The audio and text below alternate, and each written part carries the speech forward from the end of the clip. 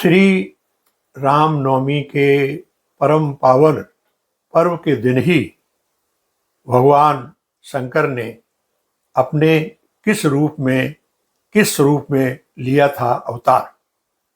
सामान्य साथियों,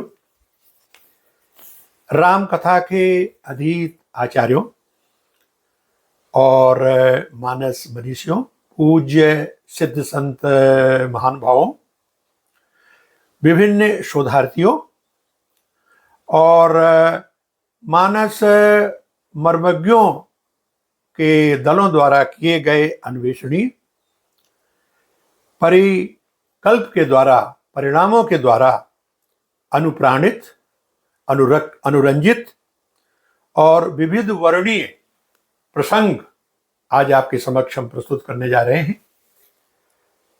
साथ ही हम युगल सरकार के श्री चरणों में नमन करते हुए आप सबकी समृद्धि, सुख, शांति एवं उन्नति की कामना के लिए भी प्रार्थना करते हैं। सम्मानिय साथियों, आप जानते हैं भगवान शिव और राम अनन्य हैं, एक दूसरे के परिपूरक हैं और ब्रह्म के स्वरूप हैं। इसीलिए आप जानते हैं कि मानस में कई स्थानों पर उल्लेख हुआ है कि भगवान श्री राम ने खुद कहा है कि शिव द्रोही मम दास कहावा, सो नर मोय सपने नहीं भावा। और ये भी उन्होंने कहा है कि राम भक्त कर लक्षण एहु, विश्वनाथ पद बिनछल विश्वनाथ पद नेहु, राम भक्त कर लक्षण एहु, ये भी कहा गया है। और आगे नारद जी प्रसंग में रामचंद्र जी ने नारद जी को सांत्वना समझाते हुए कहा था कि जे पर कृपा न करहि पुरारी, सो न पाए मुनि भगति हमारी। यानी जिस पर शंकर जी कृपा नहीं करेंगे उस पर हमारी भक्ति नहीं मिल सकती। ये उन्हें संकेतात्मक किया था और ये भी कहा था, को नहीं शिव समान प्रिय मोरे, अस प्रतीत राखो मन भोरे। इस तरह से भगवान श्री रामचंद्र जी शंकर के प्रति बहुत ही जिसे कहा जाए गूढ़ अपनत्व, समर्पित भाव से उनको श्रद्धा सम्मान देते हैं। उसी तरह भगवान शंकर भी, यानी पार्वती जी ने एक बार कहा है, तुम पुण्य राम राम दिन राती, सादर जपो अनंग आरती आराती। तो और ये भी कहा है भगवान शंकर ने, सोई मम इष्ट देव रघुबीरा, सेवत जाय सदा मुनि धीरा। अपने आप भगवान राम को अपना इष्ट देव मानते हैं, अपने आप को उनका एक तरह का साधक मानते हैं। ये दोनों की परस्पर पूरक मैं कहूँ प्राजुल्य और पावन ऊर्जात्मक भावनाएं हैं। हालांकि दोनों तत्व एक हैं। अब मैं यहाँ आपको बताना चाहूँगा कि वाल्मीकि जी ने जो राम जी का चरित्र उद्धृत किया है, वो इससे पूर्व, चूंकि वाल्मीकि के बाद गोस्वामी तुलसीदास जी को उनका अवतार माना जाता है। कहा जाता है कि आदि कवि वाल्मीकि मुनि, कलयुग में भय गोस्वामी तुलसीदास पुनि। ये गोस्वामी चरित्र इत्यादि में लिखा गया है। और अब मैं आपको उस कथा की ओर ले चलता हूं जो आज का मुख्य विषय है। भगवान शंकर भगवान श्री राम के प्रति अनन्य भक्ति और अनुराग रखते हैं।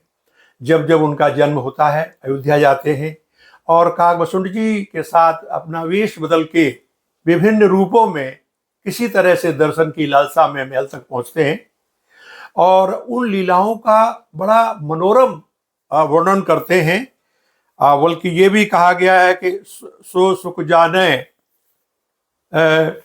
नैन और काना, नई रसना से जाए बखाना। यानी इतना, अरे मैं कहूँ अटूट अमोघ आनंद होता है उसका बयान या उसका वखान वर्णन करने में वो अपने आप को असमर्थ पाते हैं। फिर भी उन्होंने भगवान के इन पावन चरित्र को श्रुति के रूप में अपने मानस में सृजित किया और इसी प्रकरण को बाबा गोस्वामी ने लिखा है कि शंभु की नय चरित सुहावा, बहुरी कृपा करी उमहि सुनावा। फिर क्या हुआ आगे, सोई शिव काग वसुंडी दीना, परम भक्त अधिकारी चीना। आगे फिर कथाक्रम, तेसन जग वालक पुनि पावा, सो पुनि भरत द्वाज प्रति गावा। इस तरह से कथा का क्रम चलता आ रहा है और उसी क्रम में मुनियों ने लिया, लेकिन वाल्मीकि इत्यादि आदि कवि, लेकिन ये श्रुति में था, शास्त्र में नहीं था। भगवान श्री राम ये चाहते थे कि भगवान शंकर ने जो अपने पावन मानस पटल पर जिस कथा का सृजन किया है, उनकी उस कथा का लाभ जन साधारण को हो। इसलिए आपको मैं थोड़ा संदर्भ देना चाहूंगा। जब गोस्वामी तुलसीदास जी ने हनुमान जी के द्वारा भगवान श्री राम के दर्शन चित्रकूट में किए, वो दोहा सब आम प्रचलित है, चित्रकूट के घाट पे भई संतन की भीड़, तुलसीदास चंदन से तिलक दे रघुवीर। वहां दर्शन हुए। इसके बाद भगवान राम से गोस्वामी जी का तारतम्य जुड़ गया आध्यात्मिक रूप से, और गोस्वामी जी के प्रति भगवान श्री राम की का स्नेह अपार प्रस्फुटित हुआ, और उन्होंने हनुमान जी के माध्यम से ये प्रेरणा दी कि इनसे ये इन्हें थोड़ा सा संकेतिक भाषा में समझा दें कि ये उस पावन चरित्र को जो भगवान शंकर ने अपने हृदयगम किया है, उसको सुनकर और उसे एक ग्रंथ के रूप में सृजित करें। ये भगवान राम की इच्छा थी। हनुमान जी ने प्रकारांतर में गोस्वामी जी को समझाया कि अब आप जाइए अयोध्या की तरफ, प्रयागराज में आप जाइए, आपको कुछ सूत्र मिलेगा जो राम कथा के लिए आपको उपयोगी सिद्ध होगा। ये गोस्वामी तुलसीदास की जीवनी और गोसाई चरित्र आदि में इसका विवरण है। गीता प्रेस से प्रकाशित जीवनी, उसमें भी ये जिक्र है। ये आए और उन दिनों माघ मेला चल रहा था, तो पर्व के 7वें दिन अक्षय वट जो वट है उसके समीप ये गए, तो दिव्य रूप में वहां देखा कि भरद्वाज जी और यज्ञ वल्लभ मुनि का संवाद चल रहा है। वहां बैठ कर नो प्रणाम किया, और जो मानस का भगवान शंकर ने सृजन किया था वही कहा, सोई शिव काग वसुंधरा दीना, तेसन जगवालक पुनि पावा, सोपिन भरद्वाज प्रति गावा। तो वो कथाक्रम इन्होंने वहां श्रवण किया। इसके बाद अभिभूत होकर ये काशी आए, और वहां रहकर के उन्होंने सोचा कि जैसा हमने सुना है उसको अपने मति के अनुसार हम लिखना प्रारंभ करेंगे। वो उस समय संस्कृत भाषा में लिखते थे, और जो रात में जो दिन में लिखते थे रात में सब विलुप्त हो जाता था। ये क्रम करीब 8-9 दिन चला। बड़े परेशान हो गए। एक दिन भगवान शंकर और माँ पार्वती शिव शिवा स्वप्न में आए और उनसे कहा कि बेटा, जो भगवान श्री राम का चरित्र आप संस्कृत भाषा में लिख रहे हैं, इसको संस्कृत में न लिख करके आम जन की भाषा में लिखिए, और मेरा आशीर्वाद है कि सामवेद की तरह ये लोकप्रिय होगा और जन जन के लिए कल्याणकारी होगा। हाँ खुल गई तो देखा भगवान शंकर और माँ पार्वती के दर्शन हुए, प्रणाम किया, आशीर्वाद दिया, और उन्होंने ये भी कहा कि हम चाहेंगे कि आप अयोध्या जाएं, और उसी पावन घड़ी में, जिस घड़ी में भगवान राम ने अवतार लिया था, तो इस कथा का अवतरण भी उसी दिन करें। उनका ये प्रासादिक आशीर्वाद पाकर वो अयोध्या की ओर चल पड़े, और अयोध्या करके रहे। तो कुछ समय बाद वही योग सामने आ गया जो राम जन्म के समय था। तो गोस्वामी जी उस प्रकरण का स्पर्श करते हुए इस तरह लिखते हैं कि सादर शिवय नायब माथा, वर्णो विशद राम गुण गाथा। अरे भगवान शंकर भूत भवन भगवान शंकर जी का जो निर्देश था, इसलिए उनको प्रथम प्रणाम करके हम ये कथा का जो है कथामृत का हम शुभारंभ कर रहे हैं। आगे जब श्री राम जी का भी संकेत है तो उनको भी अपने मानसिक रूप से प्रणाम करते हैं। सम्मद 1631 करऊं कथा हरि पद धर शीशा। यहाँ हरि भगवान श्री राम के चरणों में भी प्रणाम करके उनके उस आदेश का अनुगमन करते हुए इस कथा का शुभारंभ कर रहे हैं। आगे नौमी भौम वार मधुमासा, ये चैत का महीना था, ये नौमी थी। और अवधपुरी यह चरित प्रकाशा।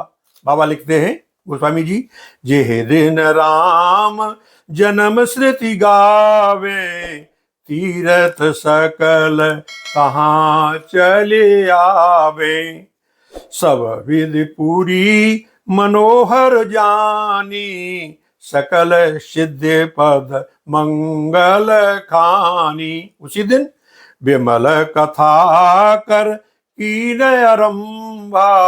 इसके सुनने से क्या होगा सामान्य साथियों, सुनत न साए काम मद दम्बा। ये इस कथा का वो बताते हुए महत्व तो गोस्वामी जी अपने मंगलाचरण में लिख रहे हैं।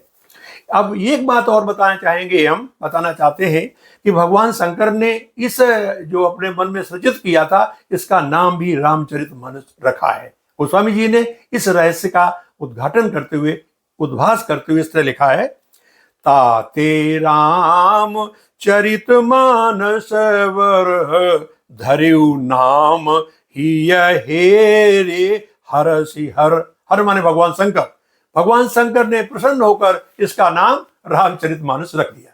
तो सामान्य साथियों, ये आपके संज्ञान में मैं लाना अपना धर्म समझता हूँ, सादर विनय के साथ, कि रामनवमी के पवित्र दिन ही भगवान शंकर ने राम कथा यानी रामचरितमानस के रूप में अपना ग्रंथ अवतार लिया।